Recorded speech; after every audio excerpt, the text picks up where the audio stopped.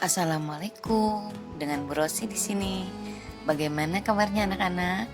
Semoga selalu sehat dan tetap semangat ya.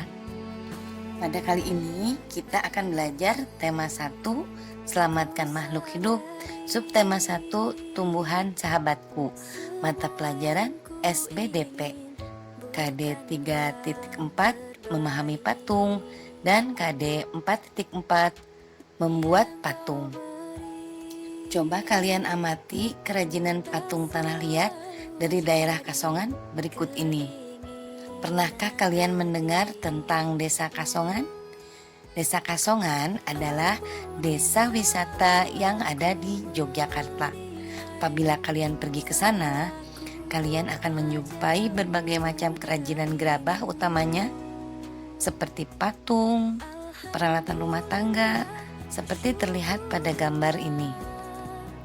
Pernah juga kah kalian melihat di televisi atau mendengar mengenai patung buah mangga dan kijang di Indramayu, Jawa Barat, atau patung bekantan di Banjarmasin, patung Sura dan Baya di Surabaya, atau bahkan patung pewayangan yang ada di Bali. Nah, patung-patung yang sudah kita lihat tadi itu merupakan contoh dari patung Nusantara. Jadi, apa itu patung Nusantara, anak-anak? Patung Nusantara merupakan salah satu seni membuat patung dari Indonesia. Seni membuat patung sudah dikenal penduduk Indonesia sejak berabad-abad yang lalu. Bentuknya terinspirasi dari berbagai kekayaan alam Indonesia atau keanekaragaman budaya negara kita. Bahan-bahan untuk membuat patung Nusantara biasanya berasal dari bahan-bahan yang berasal dari kekayaan alam masing-masing daerah di Indonesia. Ada yang dari batu, kayu, logam, atau pemanfaatan bahan daur ulang. Bahkan ada yang dari kaca atau dari bahan-bahan yang lebih mudah didapat seperti tanah liat, malam, sabun, lilin, atau plastisin. Nanti kita akan membahas lebih dalam lagi tentang plastisin. Sebelumnya kita akan membahas dulu tentang berbagai macam teknik pembuatan patung. Teknik pembuatan patung ada 4. Yang pertama, teknik cetak tekan. Untuk teknik cetak tekan dapat menggunakan bahan-bahan lunak seperti tanah liat dan plastisin. Tanah liat atau plastisin tersebut haruslah bersifat plastis, yaitu tidak terlalu lembek, elastis, dan mudah dibentuk. Lalu bahan tersebut dimasukkan ke dalam cetakan yang sudah dibuat terlebih dahulu sambil ditekan-tekan agar merata di dalam cetakan. Berikutnya yang kedua adalah teknik ukir atau pahat.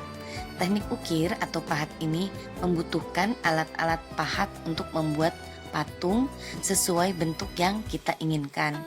Contoh alatnya seperti palu, pisau, dan lain-lain. Bahan pembuatan patung teknik ukir atau pahat ini biasanya menggunakan bahan-bahan seperti kayu, batu candi, atau sabun batang dan lilin. Berikutnya adalah teknik butsir. Apa itu teknik butsir? Teknik ini adalah cara membuat patung dengan mengurangi atau menambahkan bahan dengan alat butsir. Bahan-bahan yang dipakai dalam teknik ini biasanya bahan-bahan yang lunak seperti tanah liat atau plastisin. Berikutnya yang terakhir adalah teknik cor. Teknik cor ini harus membuat cetakan terlebih dahulu. Lalu bahan adonan cor dituang ke dalam cetakan tapi tidak ditekan-tekan seperti teknik cetak tekan yang pertama. Bahan adonan cor biasanya terbuat dari lilin, semen, atau logam cair yang dipanaskan terlebih dahulu. Nah, itu tadi ya anak-anak teknik-teknik dalam pembuatan patung. Sekarang kita akan kembali membahas salah satu bahan pembuat patung yaitu plastisin. Kalian pasti sudah tahu plastisin itu apa. Kalian tahu Play-Doh? Nah, itu nama lain dari plastisin atau clay. Plastisin terbuat dari bahan-bahan yang mudah didapat dan bisa digunakan untuk membuat patung. Bahkan ada loh yang jadi usaha membuat patung-patung kecil sebagai cenderamata dan sampai terkenal ke luar negeri. Contoh-contohnya seperti yang terlihat pada gambar ini ya anak-anak. Bahan-bahan membuat plastisin adalah 8 sendok makan tepung terigu, segelas air hangat, 2 sendok makan minyak goreng, 2 sendok teh pewarna makanan, dan 4 sendok teh garam. Garam ini berguna sebagai anti jamur ya anak-anak. Berikutnya cara pembuatan plastisin. Pertama-tama campurkan terigu, garam, dan minyak goreng di dalam wadah. Tambahkan sedikit pewarna makanan. Masak dengan api kecil. Sebenarnya tidak dimasak juga tidak apa-apa ya anak-anak. Ini hanya agar lebih awet ketahanan adonan plastisinnya. Aduk-aduk sampai merata. Berikutnya setelah didiamkan agar agak hangat, tambahkan air sedikit-sedikit. Lalu gulung dan remas-remas adonan hingga bercampur dengan sempurna dan tidak lengket di tangan serta elastis.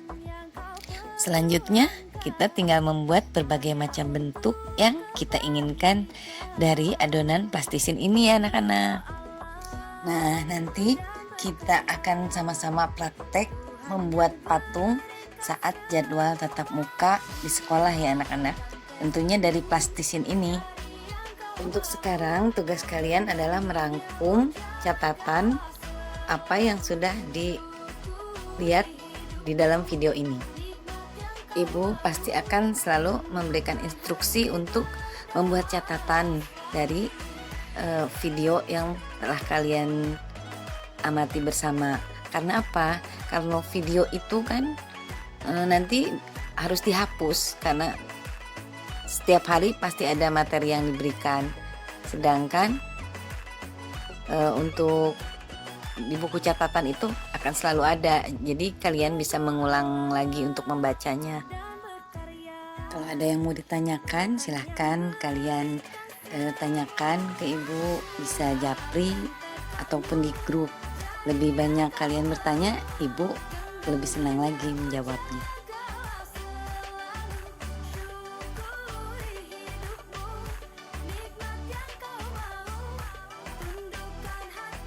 Nah, sampai di sini dulu ya materi SPDP kali ini. Tetap semangat belajarnya ya anak-anak. Wassalamualaikum.